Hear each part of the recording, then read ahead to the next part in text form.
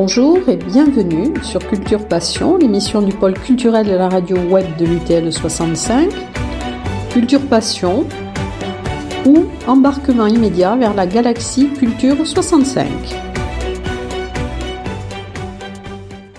Dans le cadre de l'émission Culture Passion de l'Université du Temps Libre, Élise Serrano est aujourd'hui à l'atelier 20, situé rue des Pyrénées, et va vous présenter, avec Emmanuel Hirsch, propriétaire de la galerie, l'exposition de Milo Lasserre.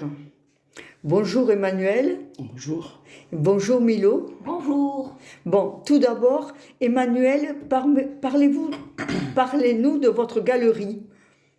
Oui, donc c'est une galerie qui a pris naissance en 2008 suite au décès de ma grand-mère. Donc c'était l'appartement de ma grand-mère que j'ai eu besoin de transformer. Au départ, c'était pas très précis ce que je voulais en faire, mais petit à petit, je viens d'un milieu artistique. J'ai fait des études d'art plastique au Mirail. Et donc je suis passionné par l'art, et donc vite l'idée d'en faire une galerie est venue. Oui, cette galerie est située dans un ancien appartement du 19e, avec un plancher, des cheminées, des moulures au plafond. Oui, mais alors comment choisissez-vous les artistes qui exposent chez vous? Alors les artistes, donc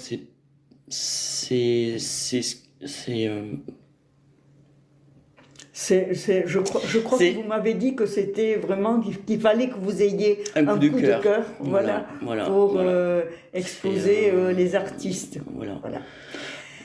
Donc c'est des artistes qui se rapprochent de mon goût, de mes goûts, et que je trouve intéressant. Alors plutôt figuratif,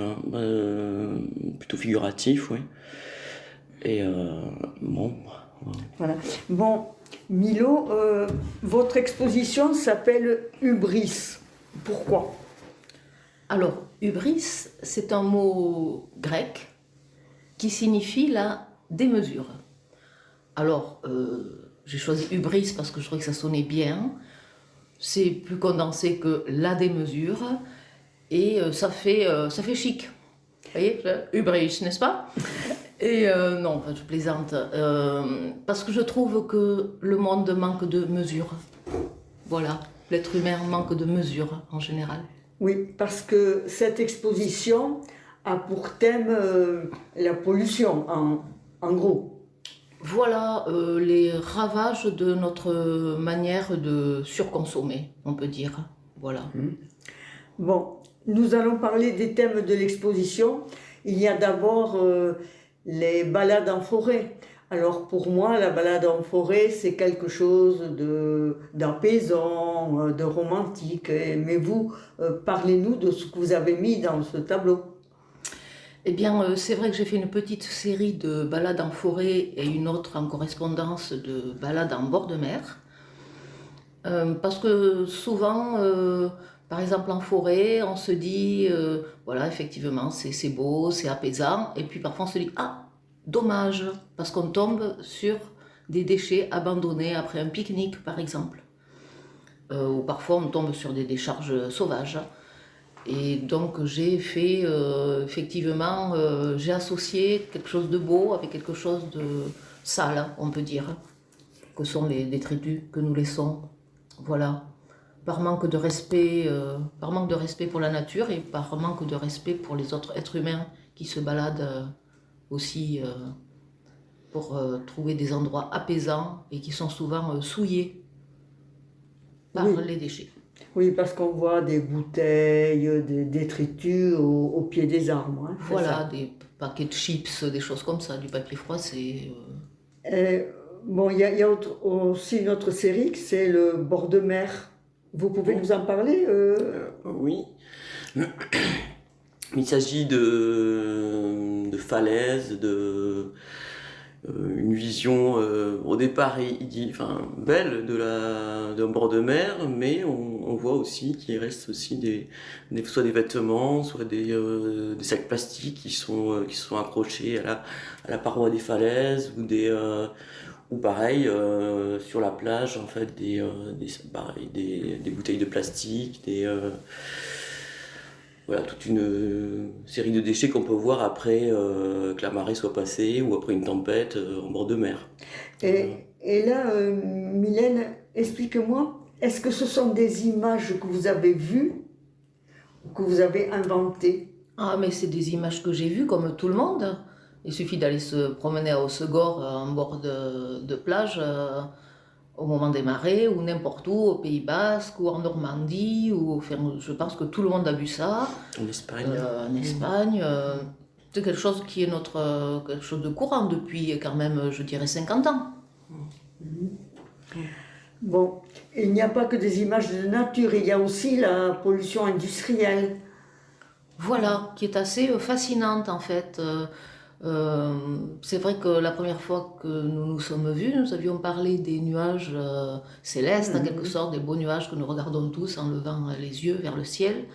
Et je suis fascinée par les nuages, mais aussi les nuages toxiques, les beaux nuages noirs bien épais qui sortent des usines de sidérurgie ou même les nuages blancs, des vapeurs d'eau de centrales nucléaires, des cheminées de refroidissement et tout ça. Ça fait des volutes magnifiques. Même la fumée de cigarettes, du reste, c'est assez beau. Et ces séries, je les ai appelées Fumée tue, parce que ça me fait rire. Voilà. Mais alors moi ce qui m'a interrogée dans le tableau où il y a en gros Total, la marque d'essence, hein, et à côté, en tout petit, il y a apparemment les ouvriers, puisqu'ils ont des casques. Et là, ils ont l'air de tout petits par rapport à cette pollution. Et puis, qu'est-ce que vous avez voulu traduire? Que tout simplement, ils sont absolument démunis face à la catastrophe industrielle.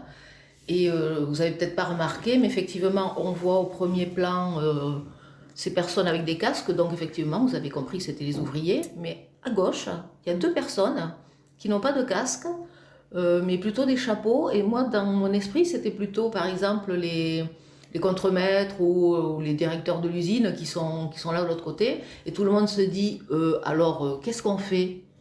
Et moi, dans ma tête, parce que ça m'amuse, je me dis, qu'est-ce que vous préconisez? C'est très dangereux, faut pas s'approcher. Voilà. Et tout, vous voyez, en gros. Et qu'est-ce qu'on fait, quoi? Voilà, c'est une image fascinante de volutes, de nuages noirs. J'avais envie de mettre Total, mais j'aurais pu mettre Exxon, etc. Ou Shell, ou je ne sais quoi. Hein. Oui, c'est-à-dire mais Total, ça sonnait bien parce que au départ, je voulais l'appeler Totalement irresponsable, le tableau. Puis finalement, ça s'appelle Fumée tue. Voilà. Oui, en plus Total, c'est vraiment l'actualité en ce moment. Peut-être pas au moment où vous avez conçu le tableau. Non, effectivement, mais tout est d'actualité au final, on peut s'apercevoir si on traite ce genre de sujet. Et alors, il y a une série de tableaux qui, moi, m'a vraiment interpellée. C'est consacré aux animaux. Oui. Alors, Emmanuel, vous pouvez dire quelque chose?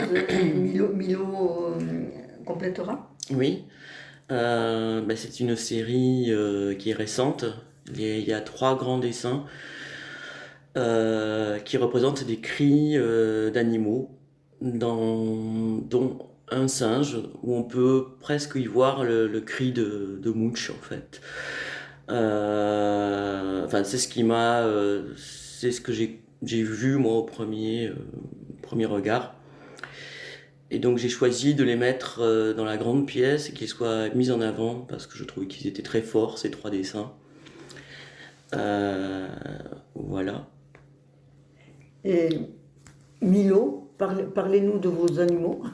Après avoir fait donc toutes ces séries de fumées toxiques, de tas de déchets, j'ai eu envie de dessiner ces pauvres animaux Parce que je pense toujours aux animaux qui disparaissent, évidemment, ou ne serait-ce que même aux oiseaux, aux papillons que je voyais dans mon enfance et que je ne vois plus. Et là, bon, j'ai eu envie de faire un singe parce que c'est quand même l'animal qui se rapproche le plus de l'homme, dit-on. Et, et ça m'est venu un peu spontanément. Je ne sais pas, ça n'a pas été vraiment très réfléchi, quoi. Je me suis juste dit, je veux faire des animaux en colère qui hurlent assez. Assez, voilà. Et donc en fait, dans ma tête, ces animaux, ils hurlent assez, assez de votre humanerie. Mais ces animaux font face, parce que ces animaux ont l'air, eux, en bonne santé, mais ils font face à un animal qui est mal, quoi. Oui, un de leurs congénères, un ours polaire affamé sur un bloc de banquise. C'est ça que j'ai dessiné en face, effectivement. Et c'est une scène triste à mourir, Ah oui. triste à pleurer. Mais justement, c'est le premier animal que j'ai dessiné, cet ours polaire affamé. Et moi-même, en le dessinant, j'ai trouvé ça insupportable. Et parce que je m'identifie aux choses que je fais. Et je me suis dit, ça va pas être possible de dessiner des animaux comme ça. Je voulais faire des animaux forts, en fait, énergiques, qui, justement pour pas qu'il y ait du pathos dégoulinant, etc. Mais bon, j'avais fait cet ours polaire, il existe, il est là, je l'ai donc exposé, voilà, en face des autres. Bon. Alors, j'ai oublié de dire que ces tableaux sont en noir et blanc. Mais expliquez-moi votre technique. Ce n'est pas de la peinture. Et non, c'est beaucoup de crayons à papier, du crayon graphite, et surtout beaucoup en fait aussi de pierre noire. Voilà, la pierre noire, c'est conditionné sous forme de crayon. Ça existe aussi en bloc, mais moi j'utilise des crayons de pierre noire. Et c'est un amalgame de carbone et d'argile. Donc c'est un crayon assez gras en fait. Voilà. Et bon, il y a aussi 2 tableaux en couleur. Et oui, pour varier les plaisirs, j'ai pris la couleur parce que j'avais acheté des crayons de couleur et je me suis dit, que peut-on faire avec du crayon de couleur? Donc voilà, j'ai utilisé du crayon de couleur sur un dessin et l'autre dessin en couleur, il y a beaucoup de craie comté couleur, en fait, mélangé au crayon à papier. Et là aussi, malgré la couleur, on voit les ravages de la pollution. Hein. Je crois que ce tableau se passe au Brésil, c'est ça? Oui, voilà, j'ai pensé en fait à des images de montagnes de détritus à Rio de Janeiro, en fait. Voilà, mais ils sont en couleur parce que la vie est en couleur. En réalité, le noir et blanc, ça met à distance, ça apporte un côté esthétique. C'est pour ça que d'ailleurs les gens aiment bien les photos en noir et blanc, du reste, qui atténuent les imperfections des visages, etc. Mais le réel est en couleur. Donc, il y a des gens qui m'ont dit, ah, c'est drôle que ce soit coloré comme ça, pour quelque chose de triste, mais en réalité, on voit les choses en couleur, en fait. D'accord. Alors, Emmanuel, vous allez nous expliquer comment se passe un accrochage. Avec qui, quel est le rôle de l'artiste? Est-ce que vous êtes aidé par un spécialiste? Enfin, je sais pas. Non, c'est moi et l'artiste en fait qui décidons de l'emplacement. Donc plus ça va, plus je prends de l'assurance parce que c'était pas mon métier au départ d'être galeriste. Et donc maintenant, oui, je comprends, j'arrive mieux à comprendre l'espace qu'il y a 3 pièces, il y a différentes atmosphères qu'on peut créer et donc les accrochages sont beaucoup plus variés, quoi, j'ai l'impression. Enfin, voilà, je fais plus attention à l'accrochage et c'est surtout quelque chose qui me passionne. Mais ça a l'air très pensé quand même. Oui, parce c'est qu'il très pensé. y a un sens et je sais que quand on c'est prend... c'est surtout un dialogue entre les œuvres, quoi. Ça peut être soit justement un contraste entre les fumées toxiques et les fumées célestes. Ça peut être des séries de Troyes, voilà, comme les 3 dessins de Cri, comme les 3 dessins de bord de mer, comme les 3 dessins de forêt. Il y a des choses à mettre en... Comment dire, qui apportent quelque chose de très fort, donc voilà, il faut le souligner, puis d'autres choses qui sont plus discrètes, mais qu'on peut mettre à part, enfin... Il y a, dans cet espace, dans cet appartement, en fait, il y a des coins, des recoins, donc on peut jouer sur un thème, mais varier un peu quand même, enfin, trouver des variations, quoi. Enfin, j'ai du mal à expliquer, mais c'est quelque chose de... Moi, je me suis rendu compte que si on regardait l'exposition dans un sens inverse, on n'avait pas la même impression. Oui. Et Oui. c'est vrai qu'on a oublié de dire qu'il y avait, Oui.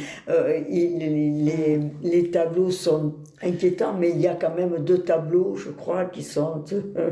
où on voit les nuages paisibles. Paisibles, oui. Bon. Quand même. Il y en a aussi. Il y a aussi une pièce où on voit plein une installation, oui, qui a été faite dans une pièce où c'est donc là des vrais déchets, donc des sacs plastiques, tout ce qu'on a pu récupérer, qui débordent des placards et d'une porte aussi, et qui viennent envahir la pièce, quoi, et donc ils sont en parallèle avec la série Ruissellement, donc avec la montagne qui sont en couleur, donc les deux dessins en couleur, qui sont des montagnes de déchets, et donc les montagnes de déchets qu'on a installées reprennent un peu ces dessins, quoi, les montagnes de...